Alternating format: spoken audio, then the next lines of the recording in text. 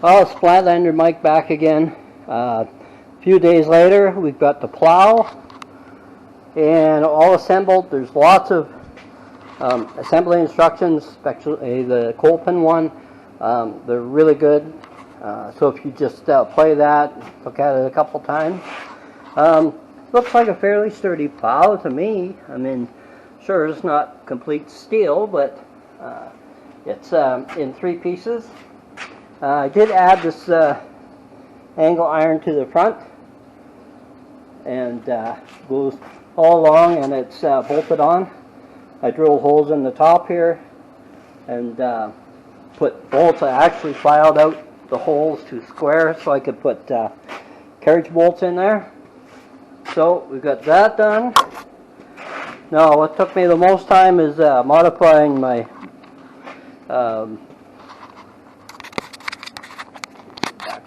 modifying the thing underneath here, the mount. So you can see right here I've got pins. There's one on each side.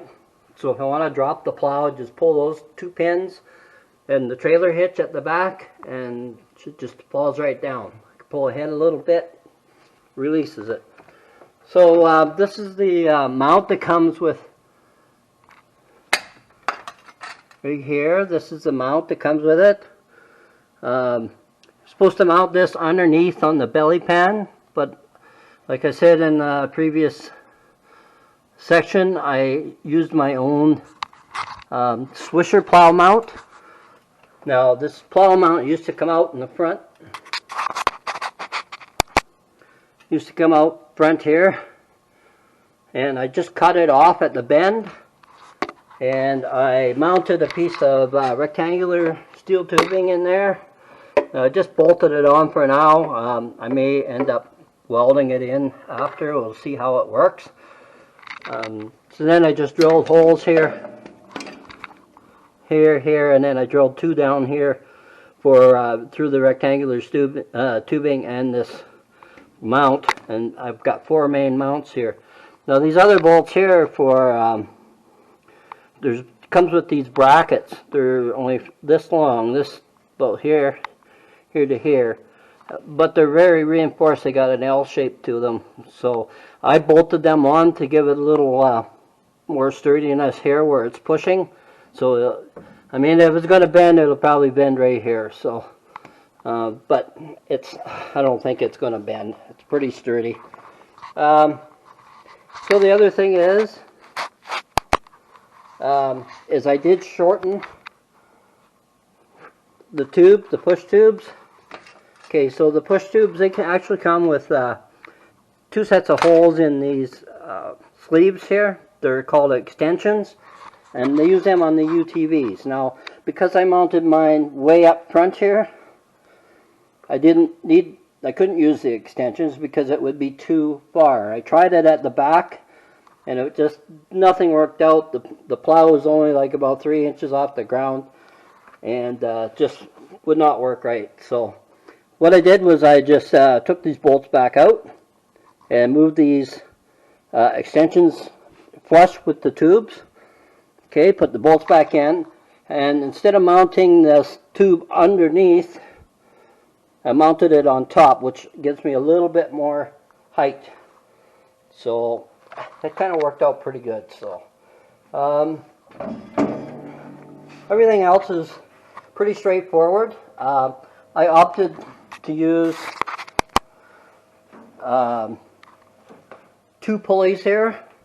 Now you could go from this pulley here up to the strap here, so you could just hook your winch cable up to the strap and you can pull it that way.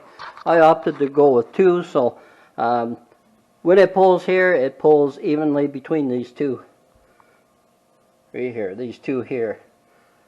So it pulls evenly, lifts it really well, and I can go really high. Now I have a remote control for my winch.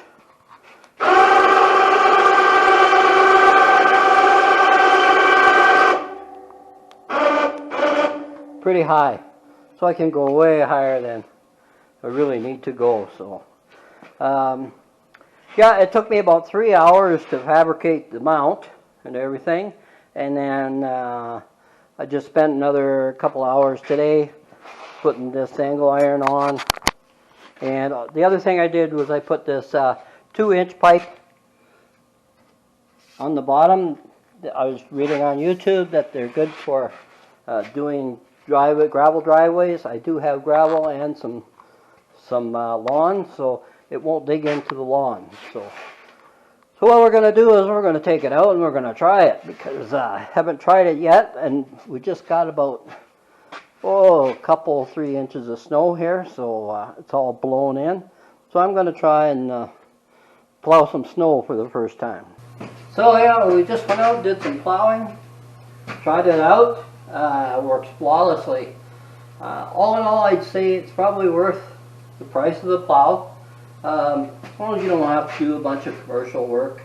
It's plenty heavy enough for light duty pushing and stuff for your residential. I got a deal on it. I bought the plow on sale at Canadian Tire, which is a Canadian, for you guys down in the U.S. It's a Canadian company, and I bought the plow for $499, which is I saved $140 off their regular price. I say it's probably worth it. I did a lot of modifications to it, but really happy with the outcome and the way it works. So I can't see any stress points that I'm going to be sorry for. So looks pretty good. So if I have any problems, I'll give you an update. So have a good day, and stay tuned for more videos.